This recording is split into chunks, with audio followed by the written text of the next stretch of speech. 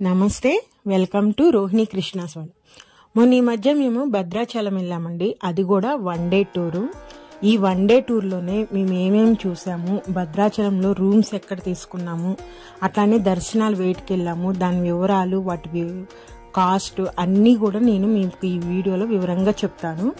అలానే అంటే వాటికి సంబంధించిన అన్నీ ఒకే వీడియోలో చెప్పటం మనకి చాలా లెంతీ అయిపోయింది కాబట్టి నేను ఈ భద్రాచలం టూర్ వీడియోని 2 పార్ట్స్గా డివైడ్ చేస్తున్నానండి.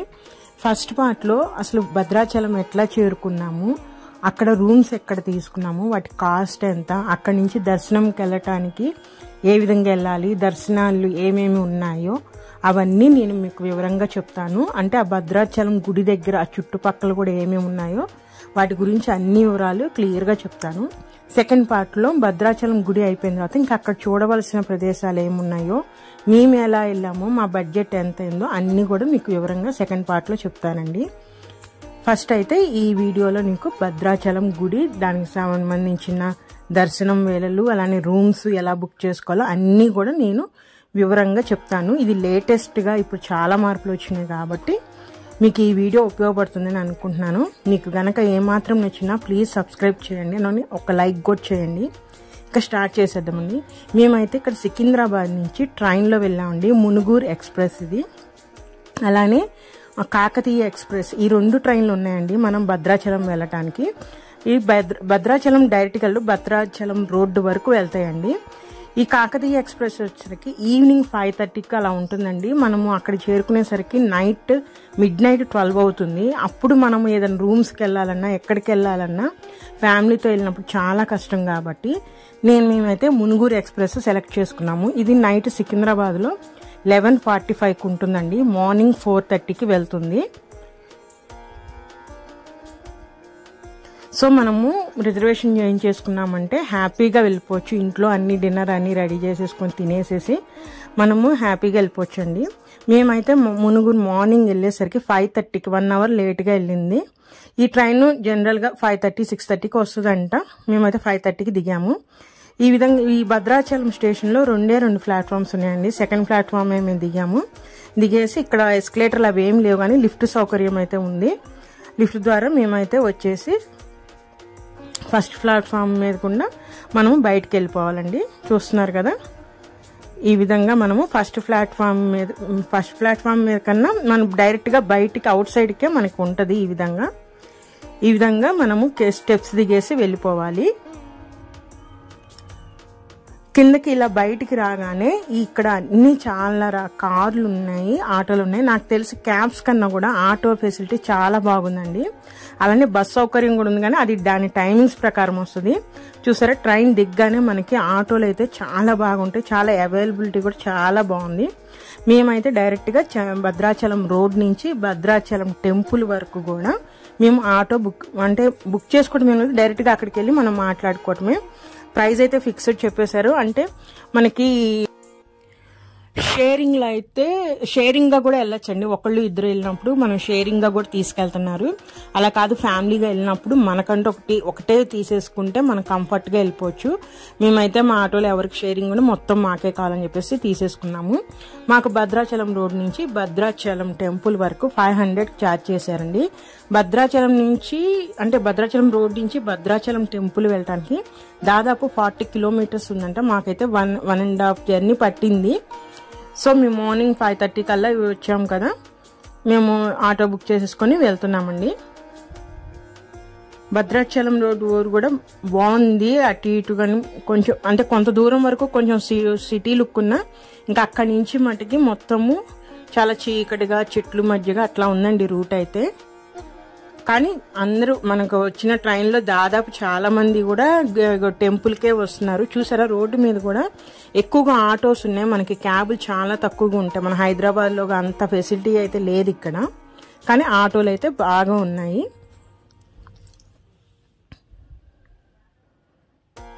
చూసారా, నైట్ 5:30 అప్పుడు చీకటిగా ఉన్నప్పుడు స్టార్ట్ అయ్యాం కదా. మేము భద్రాచలం రోడ్ దగ్గరగా వస్తున్నాం. భద్రాచలం టెంపుల్కి ఇంకా టైం ఉంది.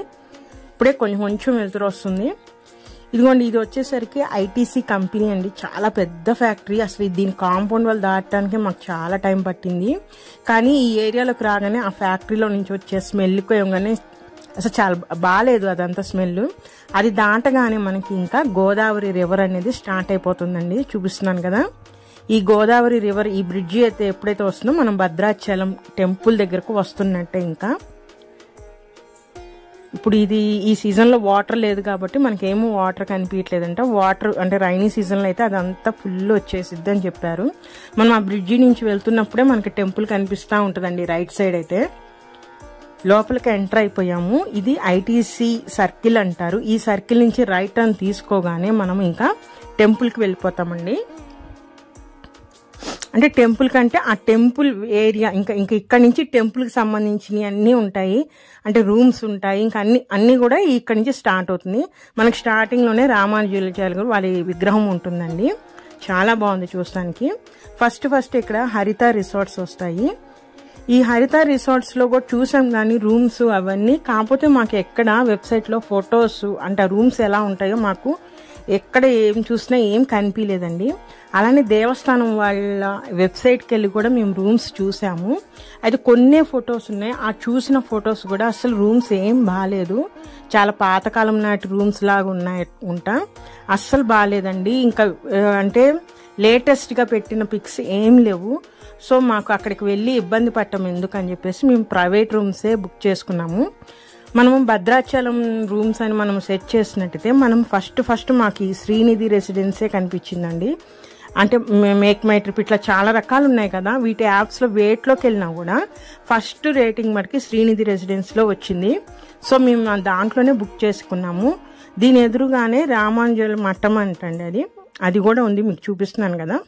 దాంట్లో కూడా రూమ్స్ బుక్ చేస్తున్నారు, అది ఎలానో మాకు తెలియదు. కానీ మేము వచ్చిన రూమ్స్ అయితే ఇదండి, శ్రీనిధి రెసిడెన్సీ. ఇక్కడి నుంచి టెంపుల్ జస్ట్ 2 minutes అండి.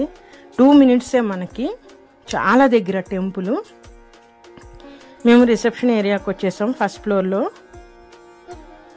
ఇక్కడ ఉన్న రూమ్స్ అని కూడా ఏదో ఇళ్ల మధ్యలో ఉన్నట్టుగానే ఉన్నాయండి. చూడండి, ఎదురుగా ఉన్నాయి ఇళ్ళు, మళ్ళీ దాని పక్కన ఉన్నాయి రూమ్స్, అట్లా అన్నీ కలిసిపోయి ఉన్నాయి. ఇది రిసెప్షన్ ఏరియా అండి ఈ రూమ్స్. ఇక్కడ రూమ్స్ వచ్చేసరికి 1800 నుంచి 2500 వరకు ఉన్నాయి. అంటే నాన్ ఏసీ అయితే 1800, ఏసీ అయితే 2500 వితౌట్ జిఎస్టీ అండి. ఇంకా జిఎస్టీ కలుపుకొని కూడా ఇంకా ప్రైస్ ఉంటుంది. ఇదండి మేము తీసుకున్న రూమ్ అయితే. చాలా బాగుంది, చాలా నీట్గా ఉంది. చూసారా, బెడ్స్ కూడా చాలా నీట్గా ఉంది, రూమ్ కూడా చాలా నీట్గా ఉన్నాయి, బాత్రూమ్స్ కూడా చాలా నీట్గా ఉన్నాయండి. ఇక 24 hours మనకి గీజర్ అవైలబిలిటీ ఉంది, అంటే హాట్ వాటర్ ఉంది. అలానే టీవీ అన్నీ ఇచ్చారు. పిల్లలతో వచ్చినా కూడా మనకి ఇబ్బంది ఏం లేదు, చాలా నీట్గా ఉంది. ఒకవేళ ఎక్కువ మెంబర్స్ వచ్చి నైట్కి పడుకోవడానికి ఉంటే ఎక్స్ట్రా బెడ్స్ కూడా ఇస్తున్నారు. కాకపోతే మేమైతే నైట్ స్టే చేయలేదు, జస్ట్ డేకి మేము ఫ్రెష్ అప్ అవడానికి కొంచెంసేపు రిలాక్స్ అవడానికి మాత్రం తీసుకున్నాము. ఏసీ కూడా ఉంది కాబట్టి మధ్యాహ్నం కొంచెంసేపు రిలాక్స్ అవటం కూడా హాయిగా ఉంటుంది. మేమైతే ఫ్రెష్ అప్ అయిపోయి రూమ్ నుంచి, అంటే మేము తీసుకున్న రూమ్ నుంచి ఇప్పుడు గుడి దగ్గరికి వెళ్తున్నామండి. మేము చూపిస్తాను ఎంత దూరం ఉందనేది. జస్ట్ ఇప్పుడు మేము వచ్చిన రూట్ అది, అక్కడి నుంచి జస్ట్ 1 minute ఇటు రాగానే టెంపుల్ ఎదురుగా ఇది సర్కిల్ అండి. చూసారా, ఇవన్నీ షాపులు ఉన్నాయి. ఇలా వచ్చి మనం చూడగానే ఇక్కడ మనకి మెయిన్గా ప్రసాదాల విక్రయ కేంద్రం అని ఉండదండి. అంటే ఇక్కడ మనకు ప్రసాదాలు, గుడికి సంబంధించిన ప్రసాదాలు అమ్ముతారు. ఆ ప్రసాదాల కౌంటర్ లెఫ్ట్ సైడ్ పక్కనే మనకి దర్శనానికి వెళ్ళటానికి రూట్ అండి. అయితే మేము ఫస్ట్ దర్శనానికి వెళ్ళకుండా మాడవీధులు అంటారు కదా, అంటే గుడి చుట్టూ ఉన్న 4 రోడ్లు అసలు ఏమేమి ఉన్నాయో చూద్దామని వస్తున్నాము. ఇది ప్రసాదాల విక్రయ కేంద్రం. ఆ రోడ్డు ఎదురుగా ఉన్న రోడ్డు అండి. ఇవన్నీ షాపులు ఉన్నాయి. అంటే ఇట్లా గుడి దగ్గర సంబంధించిన ఫొటోస్, దేవుడి ఫొటోస్ కానీ, చిన్నపిల్ల బొమ్మలు కానీ, ఇట్లా గాజులని, ఇట్లా రకరకాల షాపులతో ఉంది ఈ రోడ్డు అంతా. అట్లానే ఆ రోడ్డుకి అటువైపు కూడా ఇంకా చాలా రకాల రూమ్స్ అవన్నీ ఉన్నాయి. అలా కాకుండా ఓన్ వెహికల్స్తో వచ్చిన వాళ్ళు పార్కింగ్ చేసుకోవడానికి కార్లు పార్కింగ్ కూడా అండి ఇదంతా. వచ్చేసి ఆ రోడ్డు చివరికి వచ్చేసి మనం లెఫ్ట్ తిరగానే కరెక్ట్గా ఇది మన టెంపుల్కి బ్యాక్ సైడ్ వ్యూ అండి ఇది. ఆ వ్యూ ఎదురుగుండా ఉన్నదే మనము శ్రీరామనవమి అప్పుడు సీతారాముల కళ్యాణం చేస్తారు కదా, ఆ ప్లేస్ అండి అదంతా. అసలు చాలా పెద్దగా ఉంది, చాలా ప్లేస్ ఉంది.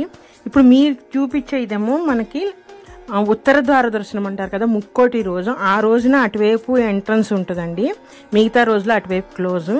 అటువైపే అక్కడే ఇట్లాంటి చిన్న చిన్న బండ్ల మీద టిఫిన్ సెంటర్స్ ఉన్నాయి. పెద్ద పెద్ద హోటల్స్ అయితే ఏమి లేవు. ఒక చిన్న హోటల్ ఉంది, దాని తర్వాత ఇట్లా చిన్న బండ్ల మీద టిఫిన్స్ ఉన్నాయండి. ఇక్కడ టిఫిన్స్ కూడా చాలా బాగున్నాయి, అక్కడ టేస్ట్లు కూడా బాగున్నాయండి.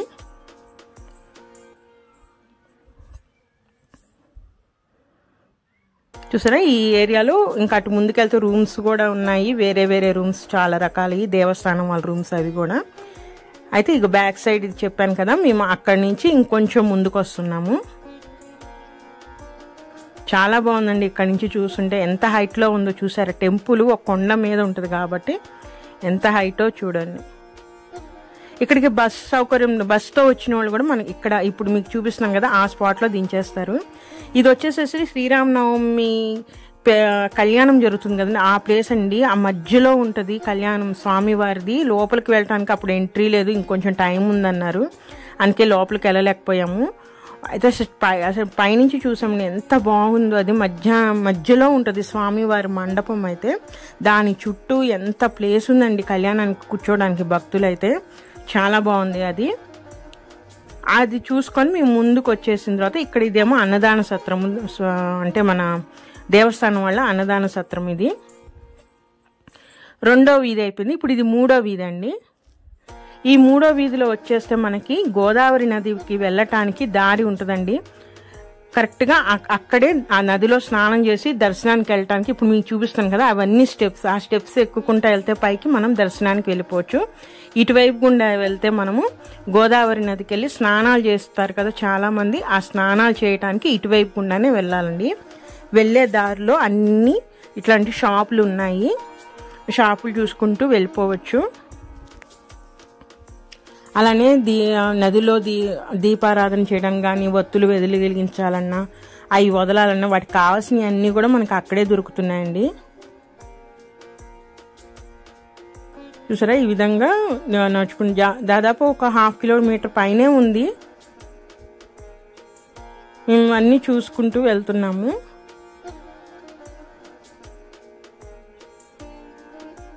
మేమైతే నదిలో స్నానం ఏం చేయలేదండి, మేము రూమ్లోనే అన్ని ఫ్రెష్ అప్ అయ్యి వచ్చాము. కాకపోతే చూద్దామని వెళ్తున్నాము, కాళ్ళు కడుక్కుందామని.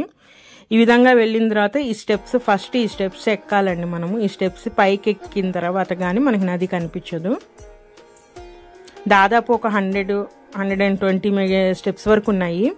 అది ఎక్కిన తర్వాత పైనుంచి చూడండి నది వ్యూ. ఇప్పుడు వాటర్ లేవు కాబట్టి మనకు అంత ఇసుక కనిపిస్తుంది. అలానే కిందకెళ్ళి కాలు కడుక్కుని వద్దండి, చాలా మెట్లు ఉన్నాయండి, చాలా కిందకి దిగాలి మనము. చాలా చూసారే, ఇందాక 120 మెట్స్ ఎక్కితే ఇక్కడ 200 పైనే ఉన్నాయండి మెట్లు దిగేయి. మళ్ళీ మనం దిగి మళ్ళీ పైకి ఎక్కి రావాలంటే పెద్దవాళ్ళు ఉన్నప్పుడు చాలా కష్టంగా ఉంటుంది. అందుకని మేము ఏం చేసామంటే, మేము నది దగ్గరికి అప్పుడు వెళ్ళలేదు, తర్వాత మేము ఇంకేదైనా వెహికల్ తీసుకొని వెళ్దామని అనుకున్నాం. ఎందుకంటే కింద చాలా వెహికల్స్ కనిపిస్తున్నాయి, సో వెహికల్స్ వెళ్తాయి అనుకొని మేము రిటర్న్ వచ్చేసి ఈవినింగ్ వెళ్ళామండి. మేమైతే రిటర్న్ వచ్చేసి ఫస్ట్ బ్రేక్ఫాస్ట్ చేసేసాము, ఎందుకంటే లైన్లోకి వెళ్ళిన తర్వాత ఎంత టైం పట్టిద్దో తెలియదు కాబట్టి.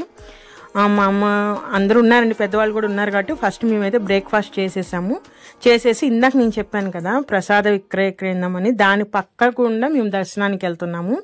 ఎందుకంటే ఈ రూట్లో మనకి స్టెప్స్ అనేవి చాలా తక్కువగా ఉంటాయి. ఇందాక నదిలో నుంచి స్నానం చేసి బయటకు వచ్చిన తర్వాత మీకు అక్కడి నుంచి కూడా మీకు దర్శనం చేసుకోవడానికి ఉంటుంది. కాకపోతే అవన్నీ కూడా చాలా హైట్లో మెట్లు అలా ఉన్నాయండి, అవన్నీ ఎక్కలేరు కాబట్టి మేము మా రూమ్ నుంచి దగ్గరగా ఉన్న ఈ రూటే సెలెక్ట్ చేసుకున్నాం. చూసారా వెళ్ళే దారి అంతా కూడా మామూలుగా నడకగా ఉంటుంది, ఎక్కడికక్కడ కూర్చోవడానికి సిట్టింగ్ ఉంది, ఫ్యాన్లు ఉన్నాయి. అంటే సమ్మర్ వచ్చినప్పుడు చాలా ఇబ్బంది పడతారు కదా. ఆ రూట్లో ఉన్న ముందుకు రాగానే మనం ఇంకా గుడికి వెళ్ళిపోయే దారి వస్తుందండి. చూసారా ఈ ప్లేసే మనము గుడికి, అంటే ఇంకా ఫైనల్గా గుడికి వెళ్ళేది. ఇక్కడ నుంచి ఈ స్టెప్స్ ఉంటాయండి, ఇవి మట్టుకి ఎక్కాల్సిందే. అంటే ఇవి ఎక్కని వాళ్ళకి కూడా ఇంకొక సౌకర్యం కూడా ఉంది, అది కూడా చెప్తాను నేను. చూసారా ఈ ప్లేస్కి రాగానే మనము ఇక్కడ వరకు మన లగేజీలు కానీ ఏమైనా ఉన్నా ఇక్కడ మనము లాకర్లో పెట్టేసుకోవాలి, ఫోన్లు అన్నీ కూడా ఇక్కడ పెట్టేసుకోవాలండి. చూసారా ఆ పెద్ద స్తంభం మీద రామదాసు గారు అలానే ఆంజనేయ స్వామి బొమ్మలు ఇలా చెక్కారండి, చాలా బాగున్నాయి చూడటానికి. ఈ స్టెప్స్ చూసారా, ఈ స్టెప్స్ ఎక్కుకుంటా పైకి వెళ్ళిపోతే మనము పైన దేవాలయానికి వెళ్ళిపోవచ్చు. ఇంకా అలానే ఇక్కడ అంటే దర్శనం, ఇప్పుడు నదిలో స్నానం చేసి రూమ్స్ తీసుకోకుండా స్నానం చేసేసి ఆ లగేజీ అంతా ఇక్కడ కౌంటర్లో పెట్టేసేసి కూడా మనం దర్శనం చేసేసుకొని వెళ్ళిపోవచ్చు అండి. రూమ్స్ తీసుకోవాలని ఏం లేదు, అది ఎవరిష్టం వాళ్ళది. మటుకి ఫ్యామిలీతో వచ్చినప్పుడు ఇబ్బంది పడకుండా ఉండటానికి అని చెప్పి మేము తీసేసుకున్నాము. ఇక్కడ కూడా మనకి దర్శనం అయిపోయిన తర్వాత ఈ ప్లేస్ అంతా కూడా విశ్రాంతి తీసుకోవచ్చు. చూసారా, ఈ స్టెప్స్ అన్ని మనం ఎక్కుకుండా పైకి వెళ్ళాలి. ఈ ప్లేస్ పక్కనే మన ఫోన్లు, చెప్పులు, లగేజ్లు ఏమున్నా సరే ఈ కౌంటర్స్లో పెట్టేసేసుకోవాలండి. అయితే కరెక్ట్గా మనకి ఈ మెట్లు కూడా ఎక్కలేని పెద్దవాళ్ళకి కరెక్ట్గా ఇప్పుడు మీకు చూపిస్తున్నాం కదా ఆంజనేయ స్వామి, రామదాసుల వారిది, అదేంటంటే లిఫ్ట్ అండి. పైకి గుడికి వెళ్ళటానికి లిఫ్ట్ మాట. మీరు ఈ కౌంటర్ పక్క గుండా వెళ్ళిపోతే మీకు ఆ లిఫ్ట్ కనిపిస్తుంది, దాని గుండా కూడా మీరు పైకి వెళ్ళిపోవచ్చు ఈజీగా. ఇందాక చూపించిన ఆ స్టెప్స్ కూడా ఎక్కనవసరం లేదు. ఇప్పుడు మీకు చూపిస్తున్న జనం ఉన్నారు కదా, అదేనండి. అక్కడికి వచ్చి ఆగుతాం మనం రాగానే గుడి పైకి. ఇదంతా గుడి చుట్టూ ప్రదేశం అండి.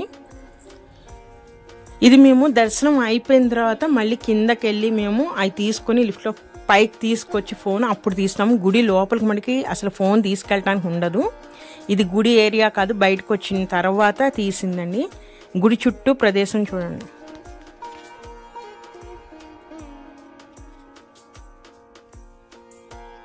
చూసారా, ఇదంతా గుడి వెనకాల ఓన్ వెహికల్స్తో వచ్చిన వాళ్ళు వాళ్ళంతా కార్లన్నీ పార్క్ చేసేసుకుంటారు.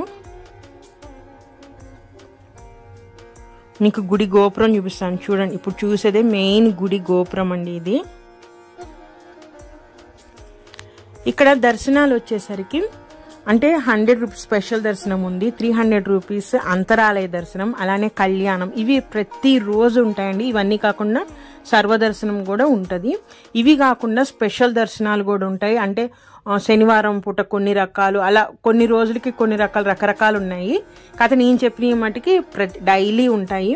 కాకపోతే 300 రూపీస్ దర్శనానికి వెళ్ళాలంటే మటుకి మగవాళ్ళు కంపల్సరిగా పంచె కట్టుకునే వెళ్ళాలండి. పంచె లేకపోతే మటుకి నాట్ అలౌడ్. మనం స్పెషల్ దర్శనానికి వెళ్ళినప్పుడు యాజ్ యూజువల్గా మనం ట్రెడిషనల్ డ్రెస్లు అంటే ఫ్యాన్ షర్ట్ అట్లా మనం అట్లా వేసుకుని వెళ్ళచ్చు. కానీ అంతరాలయంకి వెళ్ళాలంటే మటుకి కంపల్సరీగా కళ్యాణానికి, అంతరాలయానికి కంపల్సరీగా పంచెలు కట్టుకుని వెళ్తేనే ఎంట్రీ ఉంది. సో మాకు తెలియదు కాబట్టి మేము పంచె అవి ఏం తీసుకెళ్ళలేదు. అందుకని స్పెషల్ దర్శనం 100 రూపీస్ ఒక్కొక్క మనిషికి అవి తీసుకొని వెళ్ళామండి. దర్శనం చేసుకున్నాం. చాలా బాగా అయింది దర్శనం. అయితే చాలా బాగున్నారండి శ్రీరాముల వారు. ఎక్కడ అంటే మిగతా చోట్ల చూసేది వేరు, మన భద్రాచలం చూసేది వేరు కదా, చాలా బాగుంది. అవన్నీ దర్శనాలు చేసేసుకొని మేము కిందకు వచ్చేసి ఈ ప్రసాదం కౌంటర్లో ప్రసాదాలు తీసేసుకున్నాము. ఈ విధంగా గుడి నుంచి కిందకి రావడానికి కూడా రూట్ ఉంటుందండి, అంటే ప్రసాదాలయానికి. ఈ ప్రసాదాలు తీసేసుకొని మేమైతే రూమ్కి వెళ్ళిపోయామండి. మా రూమ్కి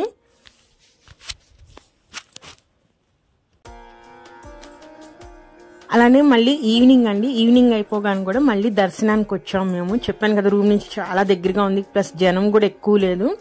టికెట్లు కూడా మనం ఏమి ఆన్లైన్లో బుక్ చేసుకోవడం అవసరం లేదు, డైరెక్ట్గా పైకి వెళ్తే మనకి అవైలబుల్ ఉన్నాయి. మేము ఈవినింగ్ మట్టికి అంతరాలయ దర్శనం టికెట్ తీసుకున్నామండి. అంత దూరం వెళ్ళి స్వామివారిని దగ్గరగా చూడ అవకాశం ఉంది కాబట్టి, ఇంకా మనకు అన్ని చోట్ల దొరకదు, ఇది అవకాశం ఉంది కాబట్టి ఈవినింగ్ టైం మట్టికి మేము వెళ్ళి దర్శనం చేసుకున్నాము. అంతరాలయ దర్శనం చేసుకున్నాము. అసలు దేవుడు ఎదురుగా కూర్చోవటమేనండి, ఎంత బాగుందో అసలు అదైతే. అంటే మళ్ళీ దర్శనానికి వెళ్తా కూడా ఈవినింగ్ టైం మనం అక్కడ దీపారాధన చేసుకోవడానికి కావాల్సిన ఒత్తులు కూడా అక్కడే ఉన్నాయండి. నేను అవి తీసుకొని ఫస్ట్ దీపారాధన చేసేసి దేవుడికి నమస్కరించుకుని అప్పుడు దర్శనానికి వెళ్ళాము. ఈవినింగ్ 6:30, 7 అవుతుందండి టైం అప్పుడైతే.